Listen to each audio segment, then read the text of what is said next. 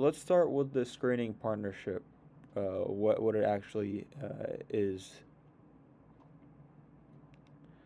So it basically gives airports the option to switch from federal TSA screening to private contractors.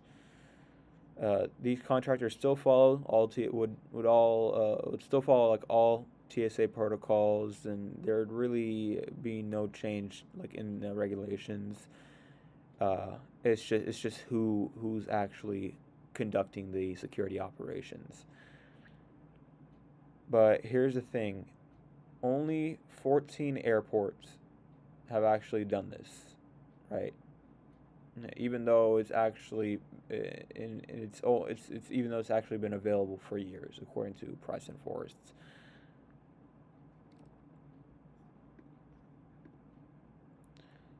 Now, key advantages to this to the opt-out program are first, private companies operate with about 20% fewer staff than a government entity.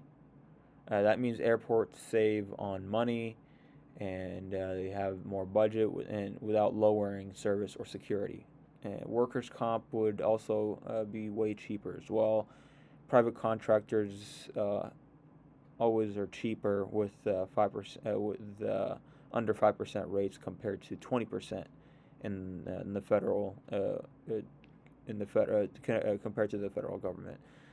And because they're not stuck with rigid federal hiring rules and regulations, they shift to staffing more quickly and easily when passenger numbers change.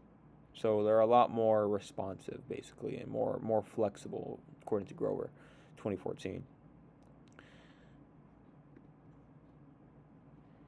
So the big question is, does this private model actually work? So the data shows that private screeners perform just as well and sometimes even better than the federal ones at finding these security threats. I can imagine that just being a government worker, I feel like you're less on edge than a private company. You know, like you always go to the post office; they're never smiling at you because they don't have to because they're working for the government, right? But I guess it's different. There's so here's a comparison. San Francisco runs mostly basically private, and LAX is federal when it comes to the TSA. But SFO is actually 65% more efficient than LAX. In addition, customers generally have a better experience with private companies and fewer complaints, faster lines, smoother lines, just more of an efficient process, according to Howell et al. 2022.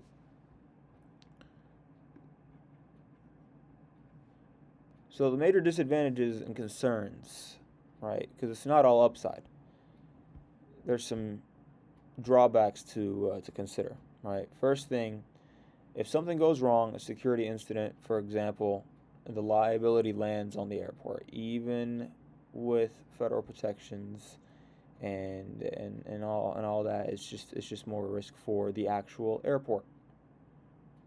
Another thing is selection. Even if an airport wants to go private and contract privately with private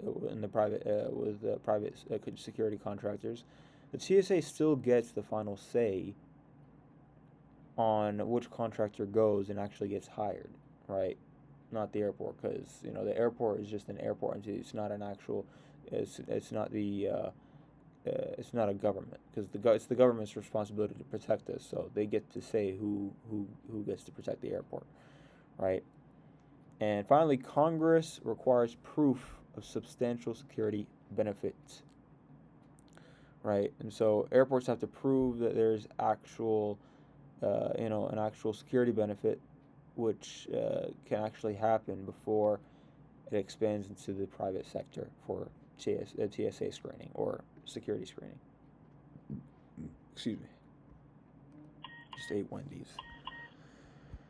So here's the cost and liability issues, right? The costs it's kind of a mixed bag. Liability gets complicated, and even with federal shields, airports can still get dragged into legal messes.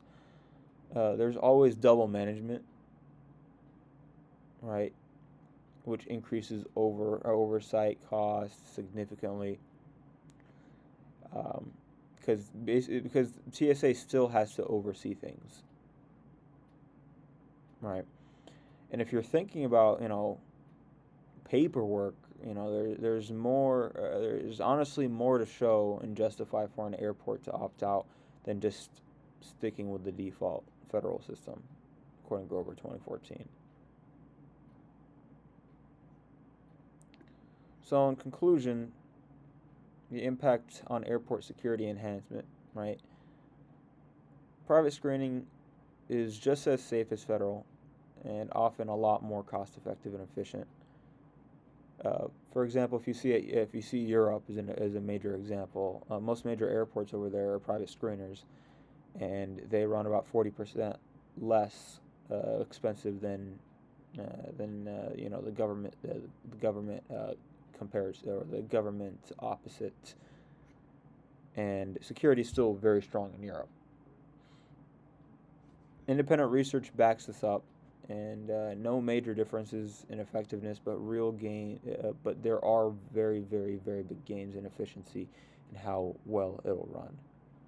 It's just those little caveats that you might have to consider when it comes to management and an actual uh, not effectiveness, but it's just what's the point. I think I know you didn't ask for my opinion, but I think private contractors would actually make airports run more efficiently if it's the same, if it yields the same benefit, or if it yields the same outcome for less.